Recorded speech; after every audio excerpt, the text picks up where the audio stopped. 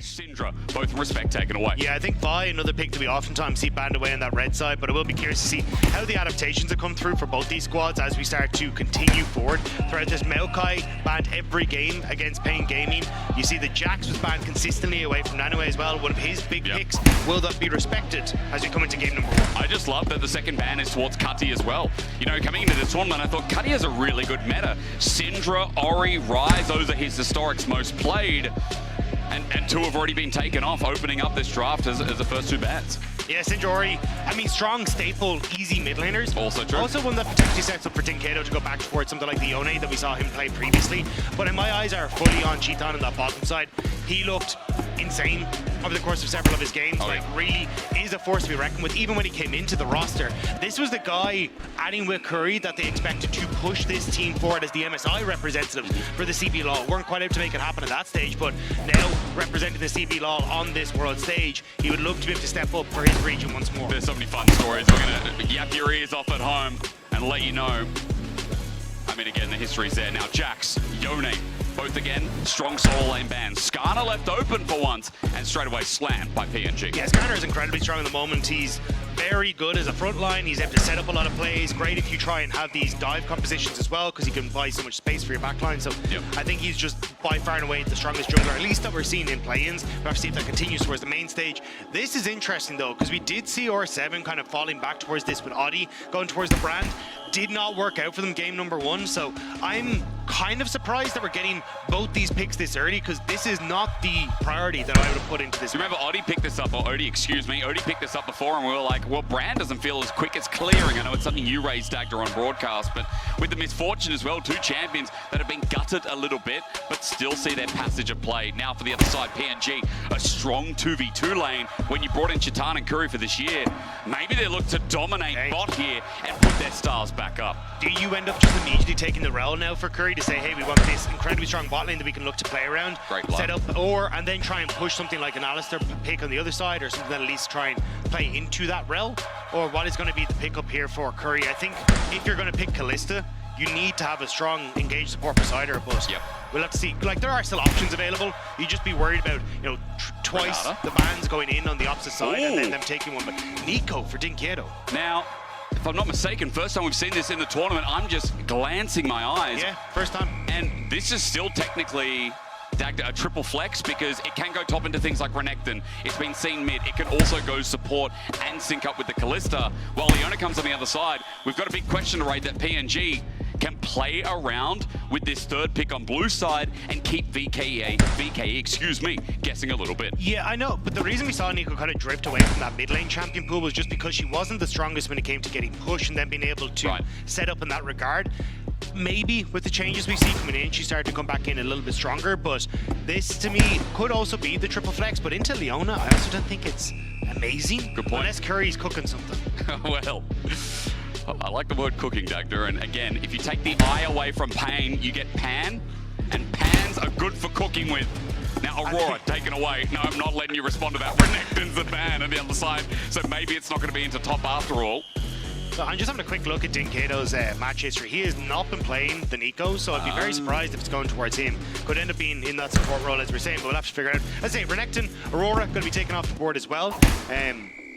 This is basically saying to me that Nico is going bot side, because Nico's actually a pretty good matchup into the Renekton. Oh, yeah. Dude, it's so annoying. So I think what we're looking at is a potential Cassante coming through for one of these squads, especially with the Gnar and the Renekton coming through. Could be going towards Nanoe in that top side if they really want to, but I think basically that's what we're trying to set up here, is some sort of blind in that regard. I mean, Wiser so far, it's been the Jax, the Rumble, the Gnar so far in this tournament, but you just can't go past the Cassante. Another nice hover, they ban it instead. So variables thrown up into the top lane as Nanoe doesn't have that soft top lane to rest on here. We have seen this from the PCS region, but the Udi are getting locked in here again. Yeah, it looks like the preference is on getting Cassie a guaranteed good matchup in the mid lane. They're unsure exactly as to where that Nico is in the same vein we are. So just saying, look, we don't want to full commit to a Nico counter until we figure out exactly where this pick is going. Udyr, just strong blind, you're not really going to have too many issues with it. So regardless of what ends up happening, you should be okay. And even the fact that you have the reduction on the E, or sorry, the reduction on the CC from the E could work out, but Rumble going to be the case. So looks like it may be just an all-out party on the Wombo combo here for Pain Gaming. Nice pun. Casante's not the game. Otherwise, Dagda, that would have been a 10 out of 10 for me. At the very least, you're right. It's the all-in committal. We see the Tristana locked in again. The Nico, as you confirmed earlier on, Dags, is going to be down on the bottom side in the 2v2. Again, seeing Tristana in this tournament, a little bit surprising. No way. After everything, are we just going to get Tristana, Corky? We've done a full circle, and you'd hope that Carty has a little bit more. Now, the Smolder hasn't been seen as much in this tournament so far, but it is still something people say is strong. Yeah, I think it's something because it didn't really get hit by a lot of the system changes that we saw for other champions, right? So it will be the Smolder, and I do like this. Tristana got hit by the fleet footwork, so she's in his controlling in that mid lane. Whereas for Smolder, he's kind of just fine to farm it on out. He's going to end up going for Triforce. A lot of his, like, Blade of the Rune King didn't get hit, which did for Tristana. Like, these items that the Tristana build aren't the same for Smolder. So in this position, I think you're in a relatively good spot. The only thing that does concern me is, you know, lack of control with the MF, Brand not looking as strong as he is, and the pure wombo that is on Pain Gaming side. If Viking Esports mess up even a little bit, it's lights out for them. It's the thing that Rumble's always good at punishing, isn't it? He can still snowball, he can still skirmish so early on with that equalizer. I'm getting excited, Dagda, because we have a change about the bot side as well. Remembering how Chitan and Curry, you were mentioning the story coming in, this was not I would say a risk when he has so much tenure behind him, but again a change of style here for Pain to try and make this moment, and made it they have now. They have to put up or shut up, as this is their last chance. Yeah, Chitan and Curry were the pickup, like the best bot lane in the CB LoL, and two guys that could pop the hell off. So adding them to this lineup kind of felt like the last missing piece, but didn't come together for MSI. But now on the world stage, with a bot lane that is very, very volatile, I'm expecting a huge amount of pressure come down from Karaoke just to try and get this Kalista ahead and let Karaoke then help out in carrying this game. Even when you look at the combo between like Nico getting tossed in with a Kalista, or even Pop Blossom into getting pulled to safety, this is where a lot of this Pain Gaming game plan is coming from. Well, we're here. It's elimination day. One best of three left in one of these teams for VKE. Remember, a lot of people said they've got three of the best players in the VCS right now. Kati, Shogun, Biet. They've been players you've seen on the stage before, but the fact they're on a new roster, people thought, okay, the dynamic is going to be enough to get them as first seed, but GAM held merit. They smashed them in finals. They beat them only just 3-2 in the upper brackets as well.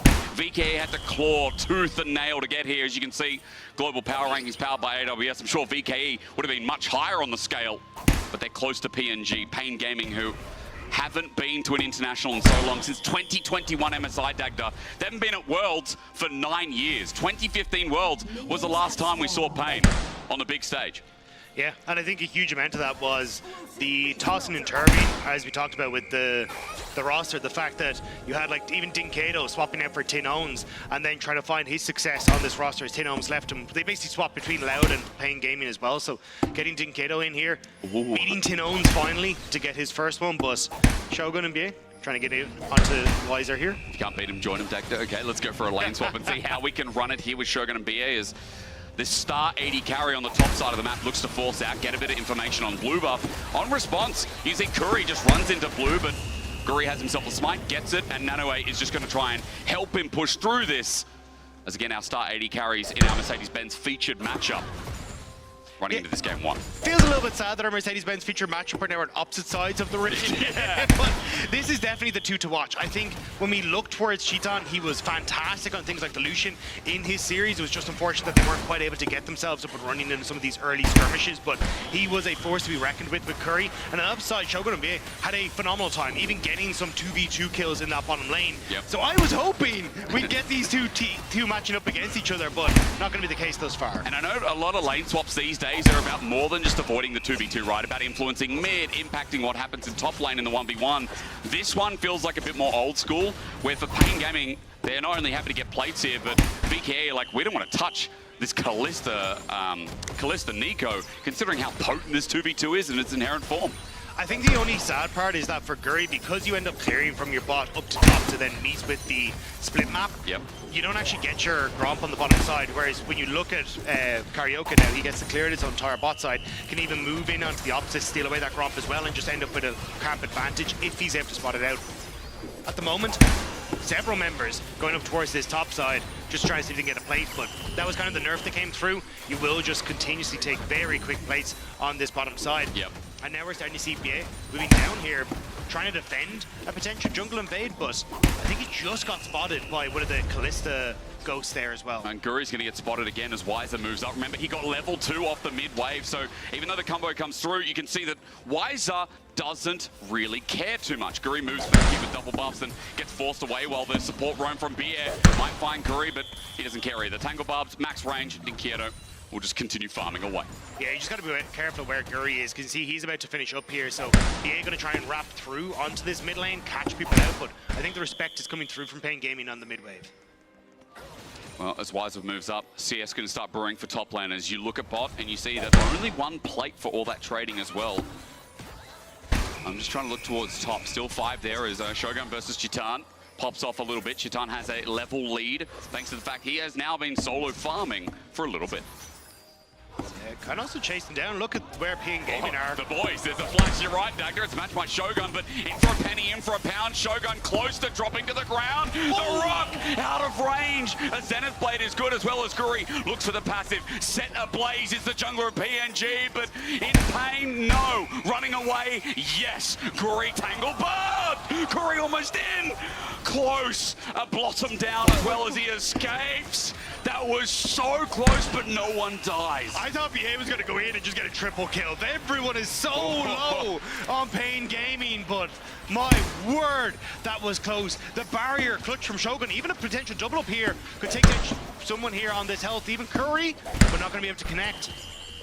Pain Gaming want to try and clear it this wave. You could even look at where Dinkieto was. He was considering a roam down to this bottom side. Now, Dagger, what I've learned is Guri versus Guri is going to be a lot harder than I initially thought. But the second part is that all the flashes were burnt in that trade too. The only one left up is Guri on that Brand jungle. So small advantage here, if you want to call it that, as PNG still haven't backed away in this bottom side, all things considered, while Shogun has done exactly that. I think that makes things significantly more interesting now for a potential group fight, because not having those summoner spells available, Guri at least still has his, but if you're looking at Karaoke potentially coming in from a flank, Wiser hitting that level 6, if you're Shogun, you are now the target, and there's a lot that can be coming your direction as well. So I think in this case, the Vikings maybe want to take their foot off the gas pedal a little bit and try and play for a dragon trade on those grubs instead. Well, the slower the game goes, the more the Smolder will be happy, I guess, as well. As you said, grubs a priority, 15 seconds until they spawn. Wiser's got teleport, so he might be teleporting up here to react to this bounce wave. Remember that Anue has his available while Guri starts roaming top himself. Curry is a minion, though. Is Nanoe spotting this? He doesn't He's spot us. not. Tangle Barbs and Karaoke is here. What do you say in response? Nanoe's running for his life. Ghost is there, and the power of Ood here, as a spear is not mortal enough on the damage. Still, though, you've got Guri and start trying to get one of these grubs just as a sneak away, but Pain Gaming starting to come across now. This is going to be careful. Dinkieto's about to clear out the wave in mid, and he's level 6, but you got one Guri. Just be happy that you got them. Yep. He's going to run out of rage anyway, rather from the minions to temper down, and as it resets, PNG standing their ground. We're looking for those rotations now. Shogun's moving on up, and that misfortune is going to bring a small dragon with him as well. So Guri's like, I can start this again. Wow. And Brand is just so good at clearing this. Quick, smart. Yeah, the TP from Nanoe back up into that top lane, and then the roam from Shogun made that a little bit dicey, but you can still see the damage is done right when you look at the CS. Wiser, 34. When you look across the Vikings, not looking so hot for Nanoe. So that's kind of the trade-off that you get in this situation where you're trying to move him around as much as possible to keep the Void Grubs there. It's only a 2-for-1 at the end of the day, so both squads can still get that buff. Dragon's still sitting there and waiting up, and our Ocean fans that were watching our Analyst Death segment probably upset it's not going to be a soul, but at least they get one for the board. But for now, a ward is dropped by Guri. They know what's going on here, so Dragon sits there and waits. And that's where I think the focus is. Because you only have the MF down here, Wiser gets to create the slow push in the bottom side. He's going to be fine. He resets, he moves back up top. You've got Chitan and Curry who are now able to move into that bot side and should be able to get push as well. And you've still got that teleport available for Visor, but they look like they want to try and cheat this. Just try and look for the play off the back of it. But yeah, I think Visor just going to use that teleport advantage now to help Pain Gaming set up this dragon, then reset himself and catch that wave in top. Also with the fact that Dinkieto goes back and gets Retrix, maybe a bit more damage as well than they bargained for. So PNG start, take successfully, and All that's going to cost is a plate in the top side. Well, Guri is on a ward. Yeah, I think Vise are on a ward as well as the issue, because it means that you're able to keep pushing it top. Oh, he tried to predict that he's walking down. Guri, yeah, a mode on him. Fair call. It's crazy. I didn't know Weiser was a C.S. Lewis fan. I laughed at it, but I'm not sure I get it. I know the line, The Witch of the Wardrobe. What else? Yeah, it's fine. You just laugh and you smile and wave. Okay. But yeah, I think the big one here is the fact that you now invested that TP late to get to the play, and you lost the plates on top. I actually kind of like half favor Vikings in the trade.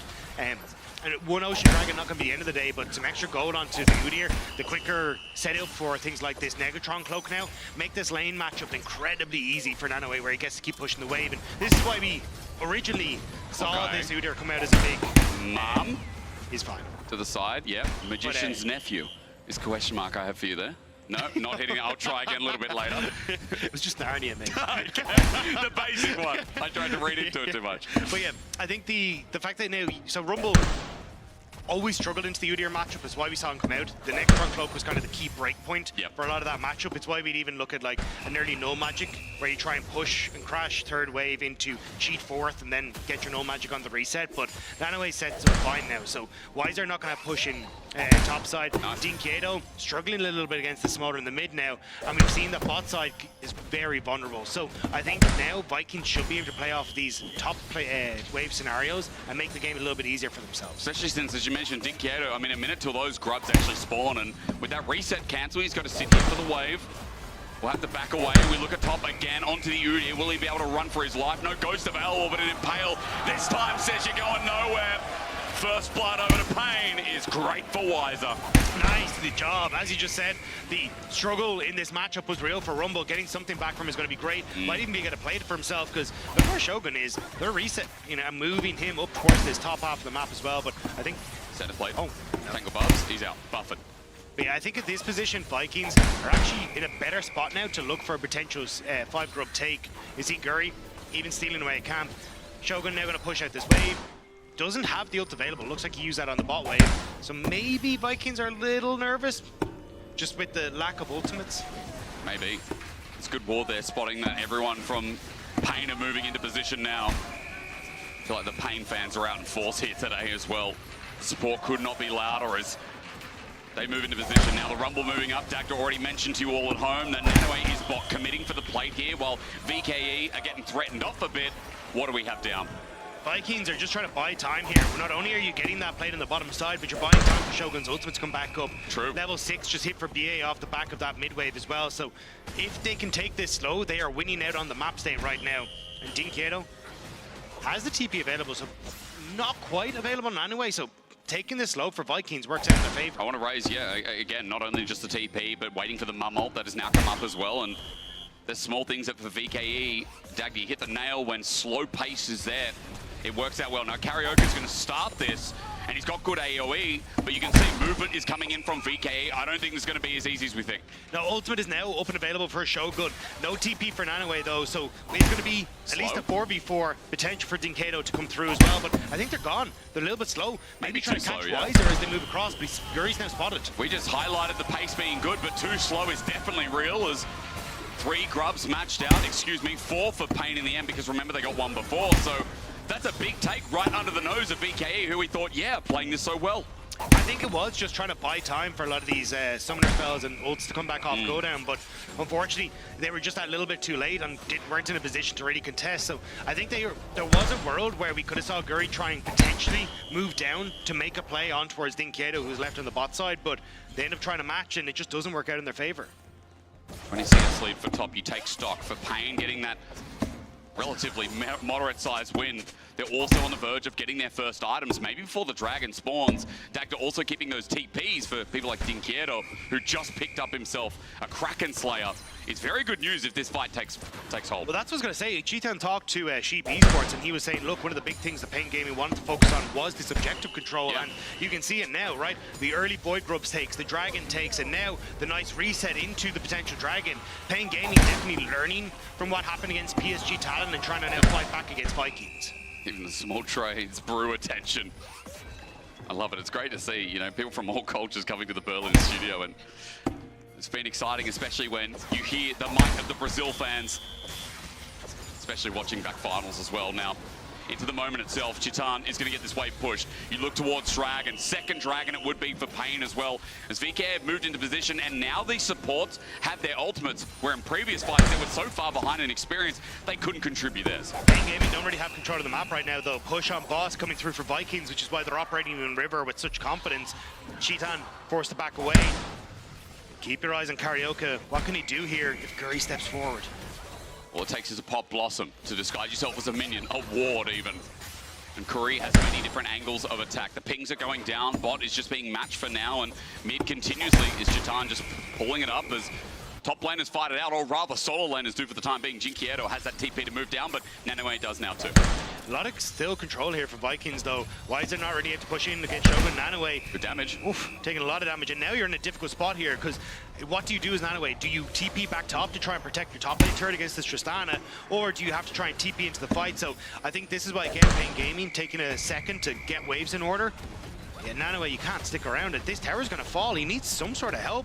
You look at where VBA is. He's late on the map. So Vikings are going to give Dragon and potentially a ton of damage on this top tower. I mean, look at this. Jinkieto gets 2 on the turret, then he Kraken Slayers the Udyr as well, getting extra damage. Nanoe, as you said, has to be so damn careful. Next wave coming through, and it might spawns, of course, because they've got 4.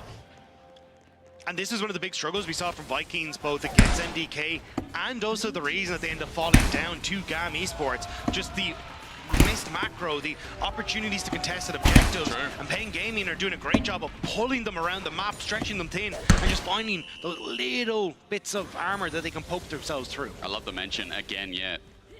You kind of spread thin and you're like, what do we do? Do we answer this? Do we commit to the play? Like, that kind of decision making is what makes a next level team. I think GAM are very good at that actually as well. Yeah. Where they'll just sometimes overcommit, but you're like, hey, at least they're picking one side. But for now, as you see the MasterCard lane economy snapshot, I mean, top lane is a big issue here. Why is it level 11 with an equalizer? And Karaoke is nearby. Nanoe, how are you going to get out of this one? Karaoke could slam against the wall. That's the TP. They're all full committing, aren't they? But the wall slam ain't there. The Impaler there. Carry is going to have to make it a little bit better as a full commit at least. Cleans up the play. There's faith in Jinkieto, at least, to make that trade. Look, Nanoe may have died, but he made Pain Gaming look like fools before he went down. That was some very fancy footwork, but a nice call here from Pain Gaming. They're like, look, Rift Herald's up, but we can get bot tower here. Let's just try and get as fed as all hell Jinkieto, and then try and play through him on side lanes, because it's working out so well at the moment. But, I mean, look again. We're not even getting any sort of pressure on the cross map from Vikings. Yes, they got top tower, but no fallback to Rift Herald. Instead, they're so worried about a potential tier 2 take on the bottom half of the map with all those Pain Gaming members that they're now left, and Pain had a ward in the pit, so they know Rift Herald isn't taken, and they're just streamlining towards it. So now my wonder is, do VKE go reset, we get the wave push out, and then head towards it themselves? They've got all ultis available. Dagda says nah. It's no push in mid. Look at where Guri is as well. Like, they can try and contest this, but they're going to be very late. And even with the push on top, like, that could even just be another terror take. Yeah, they're sending Jinkieto up there. The map play is far superior from Pain Gaming right now. Nanoe is not going to get the push in bot. Instead, after the wave, he's looking for a TP angle, it seems, as he backs off. And Dagda mentioned it perfectly. Top turret's going to be taken down. Again, the map play for Pain Gaming works out well, as forcing VKE away from this Herald ever so slowly gives them time to bring in this Tristana into the fray. And Curry has that flash available, so could always look for some sort of play or even be sent in here with Chitan. So he's been out playing, pretended to be the Rumble, seeing if he can put pressure onto folks. And Dagda, it's also given time for Karaoke to get his ult back up and available too. Impale is there, Herald's going to drop on down, Nanoe is going to trade this for the bottom side turret, but when mid feels so important in opening up this game, Herald in the back pocket seems like a good task. Plus, they've just traded top tower as well, so it's a tower for tower in the extended play, but you get that Rift Herald and opportunity to maybe pick Kati as well. Not seen yet, not seen. Here comes the Skana, but flash away, okay. Jinkieto just jumps on in and Impale on the response. He wasn't expecting that one as the Dragon calls in mum. There's minor healing, but is it enough? Jinkieto's damage, huge! Karaoke sacrifices his own life, but it's a shutdown onto Kati, which I didn't even know existed at those numbers. Big for the mid laner of Pain. Yeah, the fact that Jinkieto is as large as he is right now is going to be a bit of an issue, but I mean, you look at the farming numbers there for Kati as well. he's no shrug, so you can see the turnaround play. Like, he has a 300 gold lead over Dinquieto, just the fact that he's been able to pick up a ton of these waves. And this Motor, sitting on 160 stacks, starting to get places. He is indeed. We'll look at the replay here after the trade, because this took a lot of commitment here from Peckham Gaming. Yeah, I mean, good flash from Kati, and then Karaoke just able to turn around with the flash impale. I thought Dinquieto might jump forward into the buster shot to try and get Kati even further away from the tower, but didn't want to end up underneath tower range, especially as you see, they don't know where VBA is or where the Uder is either, so they're just going to wait.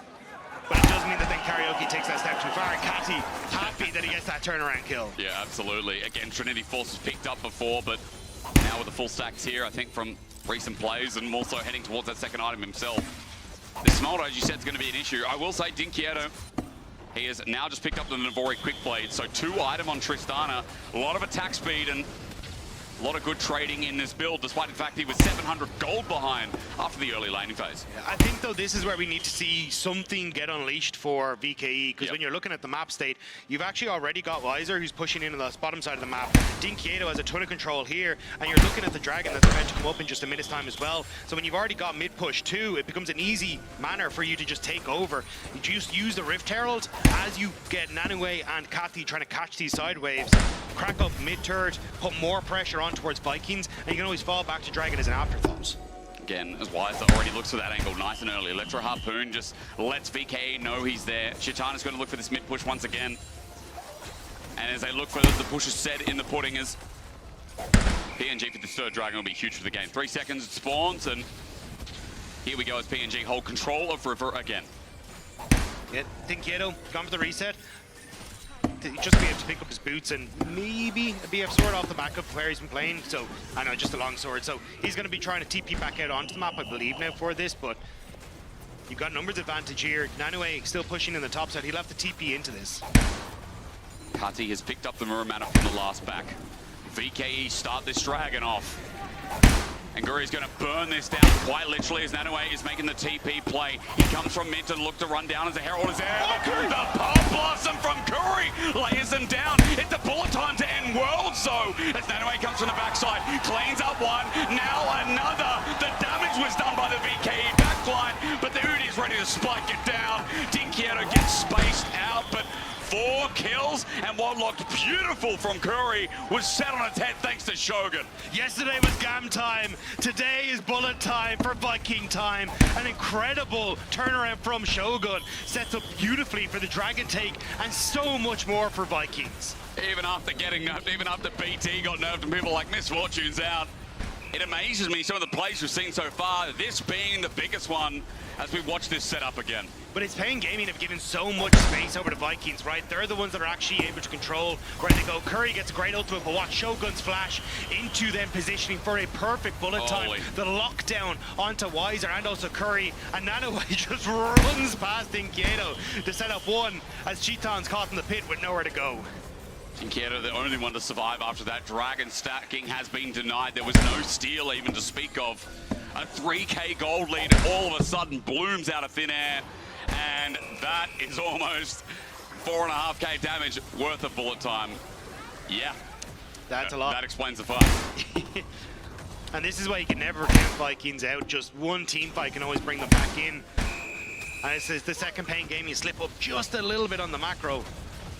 Vikings just come so quickly back in, but we'll have to wait and see how they want to try and play this one out. Push at the moment still for Kati, just desperately trying to get this motor up onto that 225 stacks. Yep. But Nanue has kind of forgone the bot lane, trying to see if he can sneak in wherever's going to catch that mid wave that Shogun's pushing in. For a big solar flare, stops it though. Curry was slowed down. There's Blaze again. A light is impaled, doesn't connect. The second time we've seen in this game. Yeah, in the backline set up for the ball done. Curry's caught. He has to flash away. That's Karaoke, who's now between a rock, a wall, and some kind of scorpion tail. Where can he go? Nowhere. Against the wall apparently is enough, but Kati flies over, takes a free stack, and VKE find it again. It's a disaster for Peckham Gaming. They get caught in their own jungle. Weiser tried to reset in time to pick up his Riftmaker before TPing in, but he TP'd so far away that it's still just a 4 versus 5 into a 3 versus 5, and now a potential Baron for Vikings. Vikings Esports now set up in front of the Baron. The equalizer, a good turnabout, maybe stops it. Weiser's looking to keep it.